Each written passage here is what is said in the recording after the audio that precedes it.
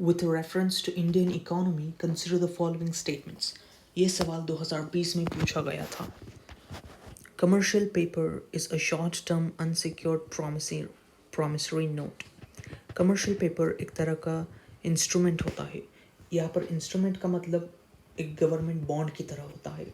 मतलब अगर कोई गवर्नमेंट लोन चाहती है, अगर उसके पास पैसे की कमी है और गवर्नमेंट लोन चाहती है, तो गवर्नमेंट एक सर्टिफिकेट जारी करती है. उसी को हम बॉन्ड कहते हैं या फिर इंस्ट्रूमेंट भी कहते हैं.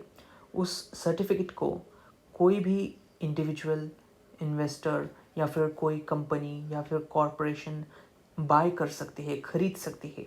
और जब वो उसे खरीदेगी तो वो गवर्नमेंट को पैसे देगी. मतलब गवर्नमेंट की जो कमी थी पैसों की, वह इस तरीके से पूरी हो जाती है.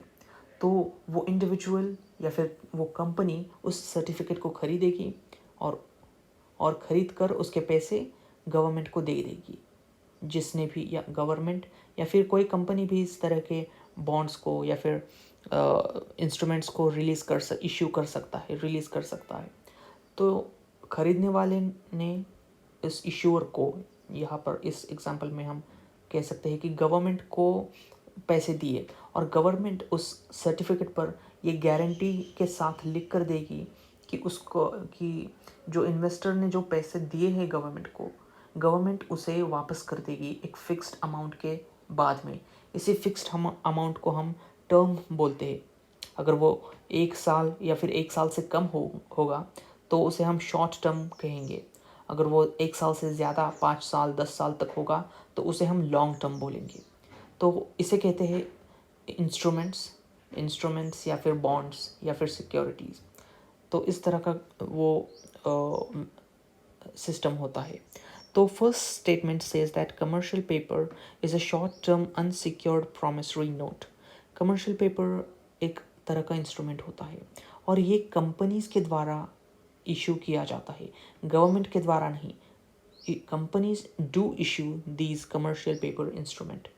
And we have to focus on this word unsecured.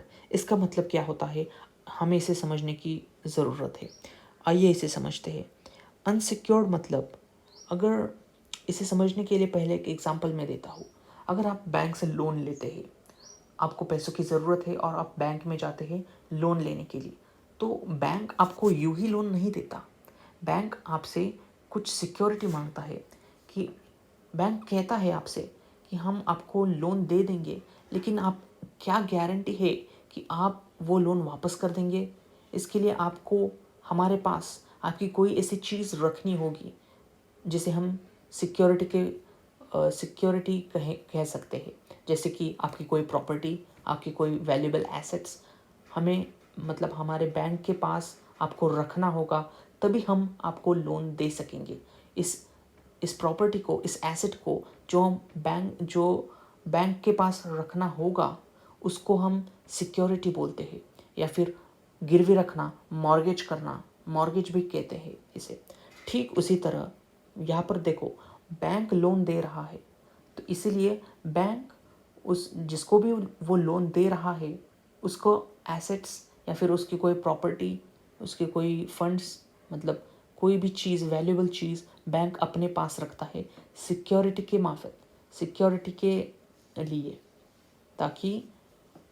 ताकि वो इन्वेस्टर अपने बैंक के लिए हुए पैसे वापस कर सके. ठीक उसी प्रकार जब कंपनी से कमर्शियल पेपर का इंस्ट्रूमेंट एक सर्टिफिकेट जारी करती है, तो वो सर्टिफिकेट एक इन्वेस्टर बाय करेगा या फिर कोई भी कंपनी जिसे वो इंस्ट्रूमेंट खरीदना हो, जिसे वो सर्टिफिकेट खरीदना हो, तो वो उसे बाय करेगी यानी खरीदेगी. और ख़रीदने के बाद वो कंपनी, लेट्स से एक इन्वेस्टर ने उस कंपनी के द्वारा इश्यू किया गया वो इंस्ट्रूमेंट, वो कमर्शियल पेपर इंस्ट्रूमेंट खरीद लिया एक इन्वेस्टर ने. तो इन्वेस्टर ने उस कंपनी की जो ज़रूरत थी पैसों की, वो पैसों की ज़रूरत को पूरा किया उस पेपर को खरीद कर. और उस इंडिविजुअल ने पैसे दिए उस कंपनी को. तो मतलब लोन लेने वाला कौन हो गया यहाँ पर, कंपनी लोन लेने वाली हो गई, और वो इन्वेस्टर जिसने पेपर खरीदा है वो हो गया लोन गिवर. तो जो लोन देता है उसके पास मॉर्गेज रखना होता है। तो यहाँ पर जिसने लोन लिया है मतलब उस कंपनी को कुछ ना कुछ मॉर्गेज रखना होगा, कुछ ना कुछ गिरवी रखना होगा उस इन्वेस्टर के पास जिसने उसे लोन दिया है, ताकि ताकि उसे यकीन हो, ताकि उसको सिक्योर लगे कि मेरा पैसा मुझे वापस मिलेगा। लेकिन इस अनसिक्योर्ड का मतलब होता है कि कंपनी किसी भी तरीके की एसेट को, किसी भी तरीके की प्रॉपर्टी को मॉर्गेज नहीं रखेगी, गिरवी नहीं रखेगी। तो फिर क्या रखेगी? सिर्फ प्रॉमिसरी नोट, एक कागज़ पर प्रॉमिस करके देगी कि हाँ मैं ये कंपनी आपको आपने जितना भी निवेश किया है कंपनी में, जितना भी पैसे देकर इस कमर्शियल पेपर इंस्ट्रूमेंट को आपने ख़रीदा है, उस पैसे को कंपनी वापस कर देगी इस एक फ़िक्स्ड अमाउंट ऑफ टाइम को, एक फ़िक्स्ड अमाउंट के टाइम के बाद। उसी को हम शॉर्ट टर्म बोलते हैं। तो ये कमर्शियल पेपर का टर्म होता है 7 दिन से लेकर 270 डेज़ तक, मतलब 1 वीक, एक हफ्ते से लेकर 9 मंथ्स, 9 महीने तक का ये उसका टर्म रहता है। इसी टर्म में कंपनी को पैसे वापस करने होते हैं इन्वेस्टर को, जिसने भी इस कमर्शियल पेपर इंस्ट्रूमेंट को ख़रीदा है। तो ये स्टेटमेंट सही है, बिल्कुल एकदम सही है, ठीक है। This statement is true. First statement is true. Now let's take a look at the second statement. Certificate of deposit is a long-term instrument issued by the Reserve Bank of India to a corporation. तो certificate of deposit ये भी एक तरह का instrument है। देखो, deposit मतलब क्या होता है? अगर हम बैंक में जाएंगे और बैंक में अपनी पूंजी, अपने पैसे को निवेश करेंगे, रखेंगे बैंक में, उसे हम डिपॉजिट बोलते हैं। तो जब बैंक में हम कोई भी डिपॉजिट करते हैं तो बैंक हम एक ये जो इंस्ट्रूमेंट होता है, ये जो सर्टिफिकेट ऑफ डिपॉजिट होता है, इसे मैं समझाने की आपको कोशिश कर रहा हूँ। तो अगर बैंक में किसी ने डिपॉजिट किया अपने पैसे को, तो उसको बैंक एक सर्टिफिकेट देगी। उस पर लिखा होगा कि हाँ, आपके पैसे यहाँ पर डिपॉजिट हुए हैं और एक फ़िक्स्ड पीरियड के लिए डिपॉजिट हुए हैं, लेट्स से 1 ईयर के लिए, 1 साल के लिए आपके पैसे हमारे बैंक में डिपॉजिट किए गए हैं और इस पर हम आपको इंटरेस्ट देंगे। ऐसा बैंक एक कागज़ पर लिख कर उस इन्वेस्टर को देगी, उस डिपॉजिटर को देगी जिसने भी बैंक में अपने पैसे लगाए हैं। तो उस सर्टिफिकेट को ही सर्टिफिकेट ऑफ डिपॉजिट बोलेंगे, जिस पर यह लिखा होगा कि आपका पैसा एक निश्चित समय के बाद आपको इंटरेस्ट के साथ वापस मिलेगा। तो इसको बोलते हैं हम सर्टिफिकेट ऑफ डिपॉजिट। इसको शॉर्ट फॉर्म में CD ऐसे भी बोलते हैं।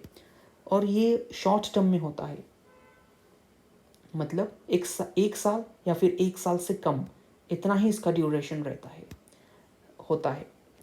लेकिन यहाँ पर इस सेंटेंस में यहाँ पर लॉन्ग टर्म ऐसा दिया है, तो ये स्टेटमेंट गलत हो जाता है। ये जो लॉन्ग टर्म इस शब्द का इन्होंने प्रयोग किया है, ये गलत हो जाता है अपने आप में। तो this second statement gets wrong.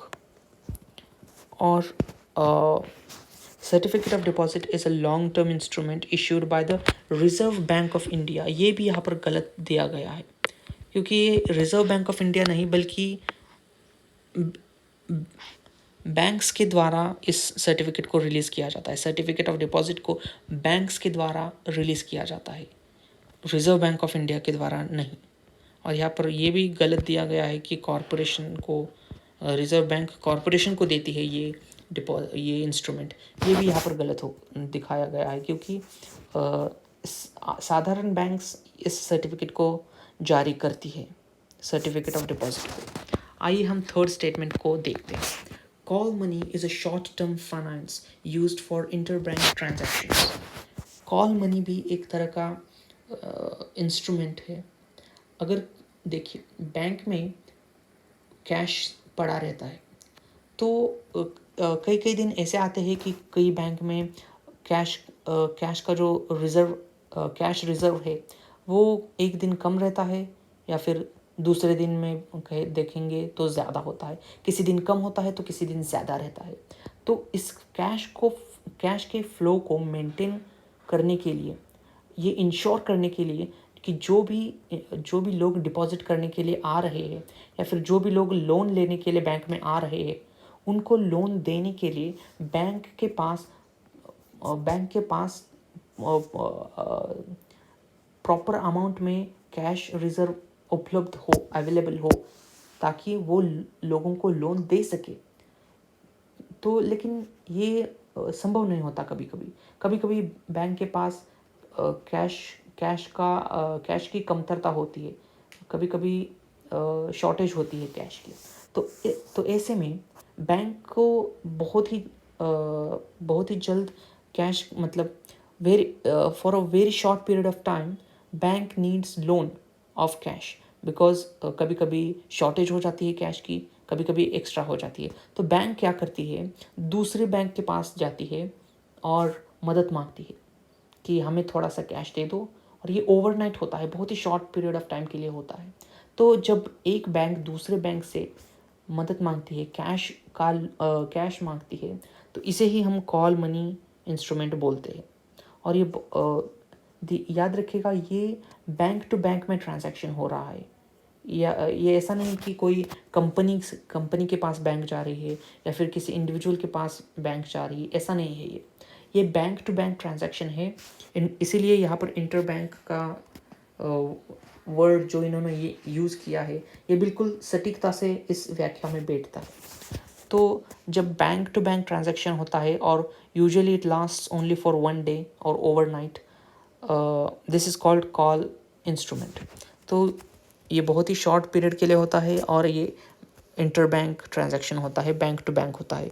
तो ये स्टेटमेंट भी सही है। So third statement is correct.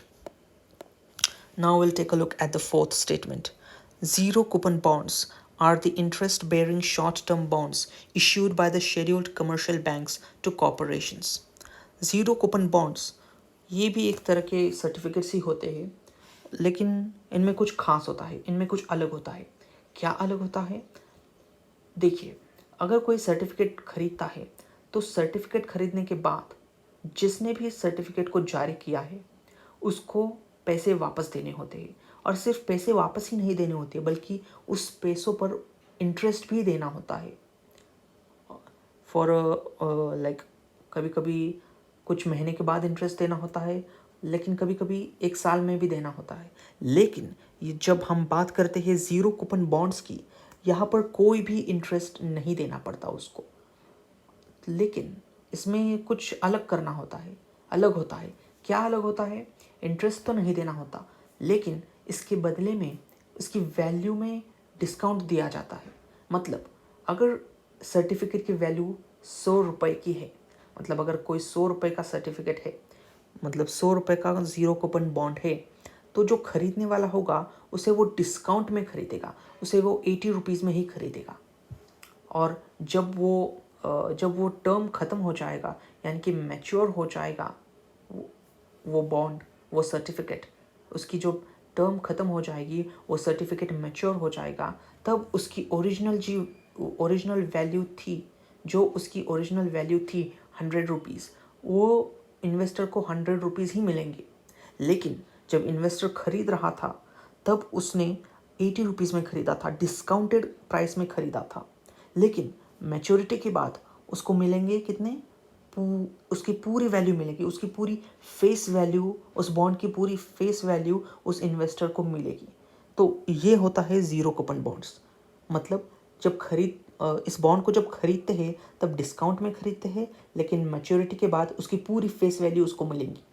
तो यहाँ पर जो 20 रुपीज़ का फ़ायदा हुआ, प्रॉफिट हुआ उस इन्वेस्टर को, इसी को वो इंटरेस्ट की तरह देखता है। तो यहाँ पर जो इंटरेस्ट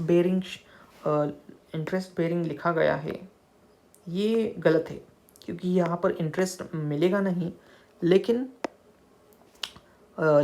जब खरीदना होता है तब वो डिस्काउंटेड में खरीदते हैं। इंटरेस्ट नहीं मिलता इस पर, लेकिन वो डिस्काउंटेड में खरीदता है। और ये शॉर्ट टर्म जो इन्होंने यूज़ किया है वर्ड, ये भी गलत है, क्योंकि फैक्ट है कि zero coupon bonds long term के लिए होता है, 5 साल 10 साल ऐसे लॉन्ग टर्म्स के लिए होता है। और ये शेड्यूल्ड कमर्शियल बैंक्स के द्वारा रिलीज़ नहीं किया जाता, इश्यू नहीं किया जाता, बल्कि ये गवर्नमेंट के द्वारा या फिर कॉरपोरेशंस के द्वारा इश्यू किया जाता है। तो ये फोर्थ स्टेटमेंट भी रॉन्ग हो जाता है। तो यहाँ पर correct statement is first statement is correct and third statement is correct. First and third are correct, and we can see that option C fits the right here. So option C is the correct answer to this question.